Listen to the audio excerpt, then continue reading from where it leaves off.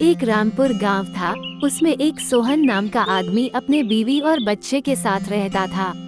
गांव में उसकी सबसे बड़ी करियाने की दुकान थी।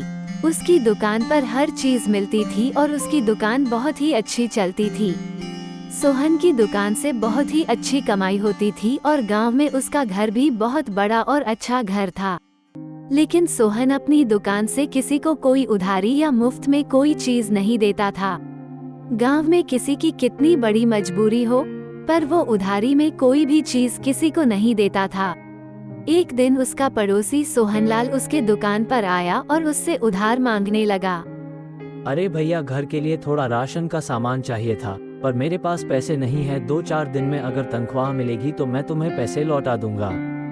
देखो भाई, मेरी दुकान का एक उसूल है, मैं किसी को सामान उधार में नहीं देता।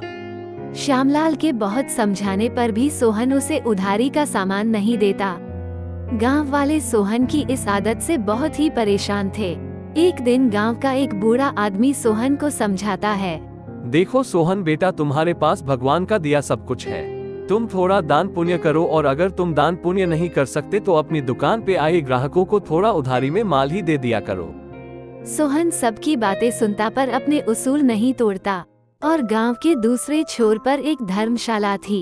उस धर्मशाला का संचालक मोहन ने 4 लोग खाना बनाने के लिए रखे हुए थे। उस धर्मशाला में कोई भी भूखा नहीं लौटता था। उन्हें भरपेट वहां भोजन मिलता था। कोई भी भूखा उस धर्मशाला में आता तो उसे खाने के लिए जरूर दिया जाता था। लोग खाना खा के बहुत सी दुआएं दे के जाते। सोहन का लड़का गांव के स्कूल में 10वीं में पढ़ता था। सोहन का बेटा पप्पू और उसकी बीवी राधा उसके दान पुण्य न करने की वजह से उससे नाराज रहते थे। एक दिन सोहन का बेटा पप्पू अपनी माँ से बोलता है, माँ, भगवान ने पिताजी को सब कुछ दिया हुआ है, पर वह कुछ भी दान नहीं करते हैं। उन्हें चाहिए कि गांव में कुछ दान करें। गांव में उनके बारे में लोग उल्टी सीधी बातें करते हैं।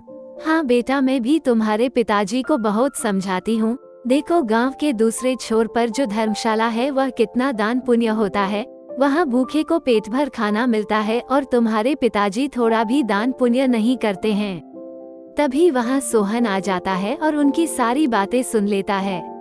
देखो, मैंने तुम दोनों को कितनी बार समझाया है, जो मैंने करना है वो करना है, ठीक है, और मुझे ये दान पुण्य के बारे में ना बताया करो। मुझे ये ढोंग बिल्कुल पसंद नहीं है।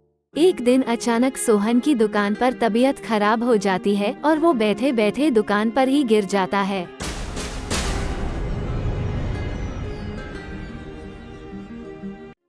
दुकान पर खड़े ग्राहक उसे अस्पताल लेकर जाते हैं। डॉक्टर जांच करने के बाद उसकी बीवी को बताता है कि सोहन को लकवा मार गया है। सोहन न तो बोल सकता था न चल सकता था। सोहन की बीमारी की खबर गांव में आग की तरह फैल जाती है। गांव में तरह तरह की बातें होने लगी। अरे भैया, इसने कभी दान पुण्य नहीं किया और न ही किसी को 1 रुपए की चीज उधारी में दी, और किसी का भला करता तो अपना भी भला होता। सोहन के बीमार होने के बाद दुकान में बहुत ही नुकसान होने लगा और दुकान का धीरे धीरे सारा सामान खराब होने लगा। राधा अपने बेटे से कहती है, बेटा, तुम्हारे पिताजी तो अब बिस्तर में पड़ गए हैं। वो अब कुछ करने लायक नहीं है, तो अब तुम्हें ही दुकान संभालनी पड़ेगी। हाँ माँ, मैं भी यही सोच रहा था, क्योंकि ऐसे तो दुकान पे पड़ा सारा सामान खराब हो जाएगा और फिर पिताजी के इलाज का खर्चा और घर का खर्चा भी तो चलाना है। सोहन के बीमार होने के बाद गांव की धर्मशाला भी बंद हो जाती है। मोहन वहां पर ताला लगाकर कहीं चला जाता है। सभी गांव के लोग बहुत ही हैरान होते हैं। इतने सालों से यह धर्मशाला कभी बंद नहीं हुए, पर अचानक एक दिन ऐसा क्या हुआ कि यहाँ ताला लग गया। उधर पप्पू ने अपने पिताजी की दुकान संभाल ली। पप्पू पढ़ा लिखा था, इसलिए उसने धीरे धीरे सारा दुकान का हिसाब समझ लिया। एक दिन पप्पू दुकान का हिसाब किताब जोड़ रहा था। अचानक उसकी हिसाब वाली किताब पर नजर पड़ी। उसके एक पन्ने पर मोहन लिखा हुआ था और नीचे हिसाब में कुछ रुपयों का जोड़ तोड़ था। वो बहुत हैरान होता है कि मेरे पिताजी का धर्मशाला के मोहन से क्या लेना देना।